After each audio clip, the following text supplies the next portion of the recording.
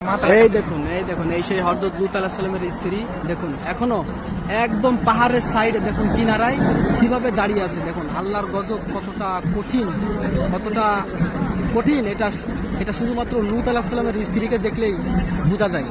দেখুন এখন ওই অবস্থায় আছে, চাইলে ঝড় বাতাস কোনো কিছুতে এটা ভাঙে নাই। দেখুন একদম পাহাড়ের পাহাড়টা ঘেঁষে একদম নিচেই রাস্তা, কিন্তু এখনকার রাস্তা হয়েছে, কিন্তু ওই সময় রাস্তা ছিল না। দেখুন তার পাশে দেখুন ওগুলো দেখুন মাটির মূর্তি হয়ে গেছে। দেখুন এই দেখুন এখানে পুরুষের সহকামী চলতো, কিন্তু আল্লাহ তাআলা হিদায়াতের জন্য লূত আলাইহিস সালামকে এখানে প্রেরণ করেছিলেন, কিন্তু তার কথা কেউ কর্ণপাত না করায় তার স্ত্রীও কাফেরদের পক্ষে ছিল। আল্লাহ বলেছিলেন লূত আলাইহিস সালামকে, তুমি তোমার গোত্র নিয়ে চলে যাও এখান থেকে, পরে যারা পিছন ফিরে দেখবে তারা মূর্তি হয়ে যাবে।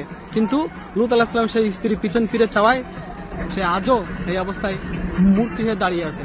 বিশ্ব মুসলমানদের জন্য এটা একটি শিক্ষণীয় নিদর্শন, একবার দেখুন।